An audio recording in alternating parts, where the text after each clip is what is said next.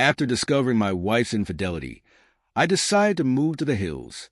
I'm not entirely sure why I'm writing this, but maybe it will help someone now that the incident is behind me, and I've moved on.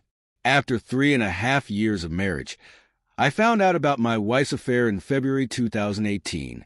At the time, I was working a contract job that occasionally required extensive travel, but also allowed me to work from home when I wasn't on the road. I had recently returned as a director of a technical sales company. My wife, on the other hand, held a highly profitable position. Although things between us had grown somewhat strained due to her longer and longer work hours and my frequent trips, I still believed we had a relatively strong marriage. We had met about 5 years ago at a barbecue hosted by a mutual acquaintance. From the moment we started talking, we immediately clicked. To be honest, I felt being with such a gorgeous and eloquent woman was a massive advantage for me. Despite my rough-around-the-edges personality, she found something in me that appealed to her. After only a few weeks of dating, we became inseparable. Whenever we met at each other's apartments, things quickly turned intense, and after 18 months of dating, we tied the knot. We moved into a spacious apartment, saving for a down payment on a home. But over time, things began to shift. After the first 3 years of marriage, despite still having deep feelings for her, I noticed subtle changes. She began to argue about trivial matters. When I brought up her late nights and increasingly frequent work outings, she would grow defensive and angry. She justified her behavior by saying that climbing the corporate ladder required her full commitment. She even argued that since I was often away for work, I had no right to question her schedule. In reality, I only traveled for about 3 or 4 days every 5 weeks. To compromise, I assured her I could reduce my travel even further. Our arguments often went in circles and never reached a resolution. Looking back, I now realize I was completely oblivious to her affair. Aside from our dwindling intimacy and her constant late hours, I had no concrete reason to suspect anything. I just assumed she was exhausted from work. Yet, being constantly rejected when I attempted to initiate intimacy deeply hurt my self-esteem. Although she had a work mobile phone, I didn't notice any of the secretive texting I had read about in similar stories. Around September 2017, she began coming home late from work and heading straight out again for work engagements. This went from being a once-a-week occurrence to 3 or more nights a week. I wasn't naturally the jealous type, but I knew she was likely the center of attention among her male colleagues. Despite her attractive demeanor, she always seemed professional and focused on her work. The first time I suspected she was cheating was about a month before what I now call D-Day. One evening, she made a quick stop at the supermarket on her way home and asked me to help bring in the groceries. While grabbing items from the back seat, I noticed something pink and shiny peeking out from under the front passenger seat. It was a bra. I immediately recognized it as hers because she only bought them from a specific store. Seeing the bra there made me feel physically ill. My mind raced with confusion. Why was it there? I didn't say anything, though. My heart was pounding so hard I could barely stand. When I brought the bags into the kitchen, Kathy, noticing my pale face, asked if I was okay. "You look like you've seen a ghost," she remarked. I shrugged it off and ignored her comment, doing everything I could to suppress my emotions.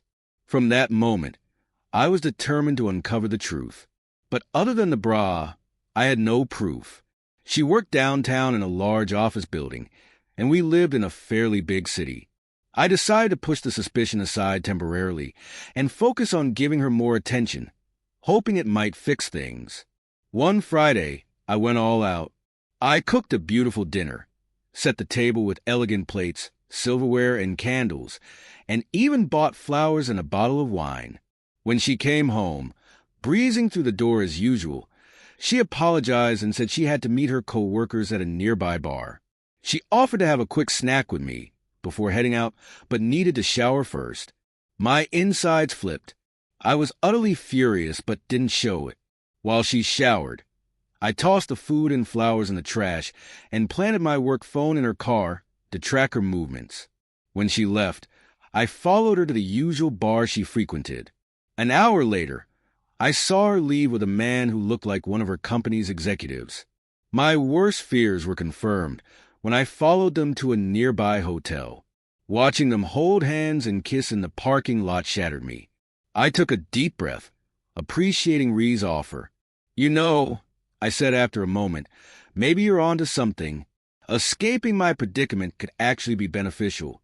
The bartender, who had been quietly eavesdropping on our conversation, chimed in. If I'd had the chance to escape my crazy ex-husband years ago, I'd have jumped at it. A trailer, a cabin, anything, just to clear my head. Her words struck a chord. Perhaps this was exactly what I needed, though it felt like I'd wandered straight into the Twilight Zone. "I'll think about it and maybe check it out," I replied to Rhee. After some time, we parted ways, agreeing to reconnect at his place in a few days. A sense of clarity began to settle over me. It felt like I'd been given an opportunity to step away from the emotional turmoil, a chance to escape what I thought was a never-ending nightmare. One thing was certain. I could no longer see a future with my wife. Cheating was something I had always found despicable, an unforgivable act I swore I'd never tolerate. Later that evening, when I arrived home, Kathy greeted me with a smile that belied the storm brewing beneath the surface. "Where have you been?" she asked as she stepped into the room. I turned to face her, my expression calm but resolute. "Just grabbing drinks," I replied. Then, without hesitation, I asked, "Are you having an affair?" She appeared caught off guard but quickly collected herself. "No," she said, her voice tinged with indignation. "Why would you even ask that?" I met her gaze evenly. "Someone mentioned you might be seeing someone at work." "Who told you that?" she demanded. "Someone I know," I said cryptically, refusing to reveal my source. She scoffed, accusing me of being paranoid and intoxicated. "You're being ridiculous," she snapped before retreating to the bedroom. I knew she was lying, and that knowledge was a dagger in my chest. That night, I chose to sleep on the couch. Sleep eluded me as images of her, with another man, played on a loop in my mind. Disgust and heartache consumed me. Then I thought of Rhee's trailer. The idea felt like a revelation, an escape route I desperately needed. The next morning, Kathy and I barely spoke. We went through the motions of the weekend as though nothing had happened. Over the next few days, I visited Rhee and took a closer look at his ranch. It was a tranquil paradise, with hiking trails, lush greenery, and a breathtaking view of the mountains. The trailer itself was surprisingly spacious and well-furnished, reminding me of carefree college road trips. When I returned home, I tried once again to confront Kathy. But every time I raised the subject, she resorted to gaslighting and vehement denials. Her behavior only strengthened my resolve. I began quietly moving my belongings to the trailer while she was at work, one small load at a time. It was a slow, methodical process, but it felt empowering, a tangible step toward freedom. As the days went by, Kathy's demeanor shifted. She started acting more polite, almost as if she sensed something was amiss. But for me, it was far too late. Her attempts to salvage our relationship felt hollow. She continued her after-work outings, and one evening, as she was heading out, she asked where I was going. "Just meeting some friends," I replied nonchalantly. "You wouldn't enjoy the shop talk." Her offended expression mirrored the one she wore whenever I had asked to accompany her on similar outings. It was poetic, in a way. I still held on to her messages, which grew increasingly desperate after being ignored for a week. One of her texts read, "We need to talk. I'm not sure what you believe you know, but nothing inappropriate is happening. There's no affair." Finally, after a week of silence, she sent another message. "I'm sorry things escalated. I made a mistake. You were often unavailable, and I got caught up in my work. I had no intention of continuing this error." I had been waiting for this admission all along, yet hearing it only deepened my resentment. Why couldn't she just be honest?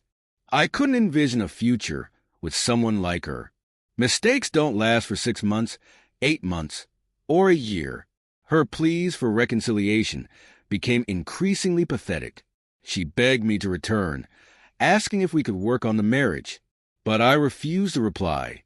Even after her messages stopped for a few weeks, I remained cautious.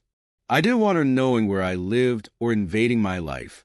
My peace of mind was something I wouldn't let her shatter. Eventually, her text took on a hostile tone. She wrote things like, "You're a coward for refusing to face me. You don't care about us. Please come home so we can talk." Her attempts to guilt me were relentless, but they all rang hollow, filled with excuses and little genuine remorse. I let her words go in one ear and out the other. After some time, I changed my phone number. I received an email from Kathy announcing that she had hired a lawyer and was filing for divorce. My only response was, "Okay, that sounds fine." This triggered a barrage of emails where she pleaded for meetings and closure. She even promised to leave me alone if I agreed to an uncontested divorce. Realizing resistance was futile, I gave my consent. For the first time, I felt truly free. A few months later, I moved out of our shared apartment, severing the last thread of our connection. Though I never saw her again, I occasionally thought about her in the months that followed. The grief would sneak up on me unexpectedly, like when I heard a song we both loved.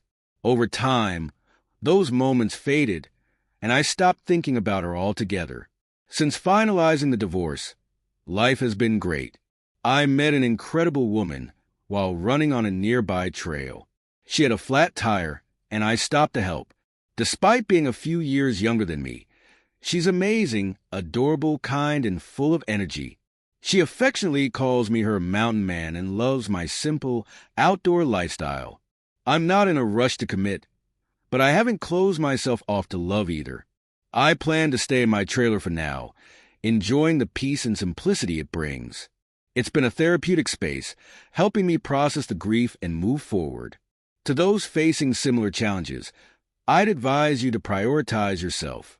You don't have to endure a life with someone who betrays your trust.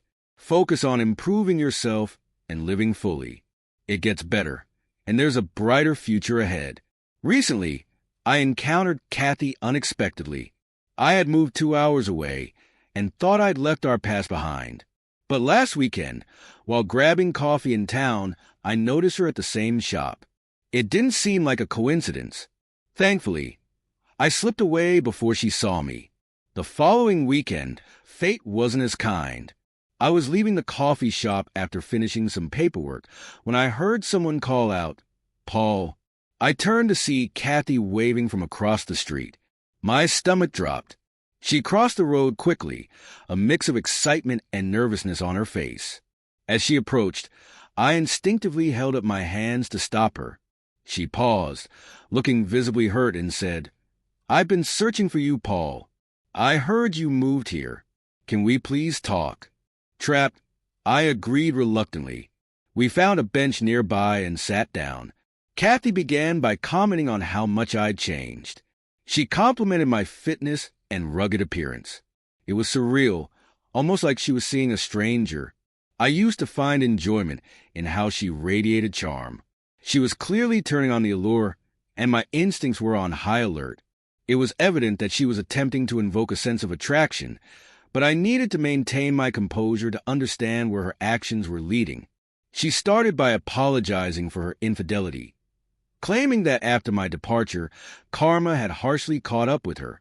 When her employer discovered the affair, the environment at work became unbearable, eventually forcing her to resign. Her affair partner, AP, who had been engaged at the time, faced backlash and was relocated to a different department. Afterward, his fiancée confronted him upon learning the truth, leading to the collapse of their relationship. As she recounted this, her head dropped and she began to cry. I stayed silent, simply observing her. After a moment, she straightened up and met my gaze. "What do you want from me?" I asked firmly. She assured me that she had no intention of repeating her mistake. She explained that workplace politics and the manipulative charm of her AP had led her astray.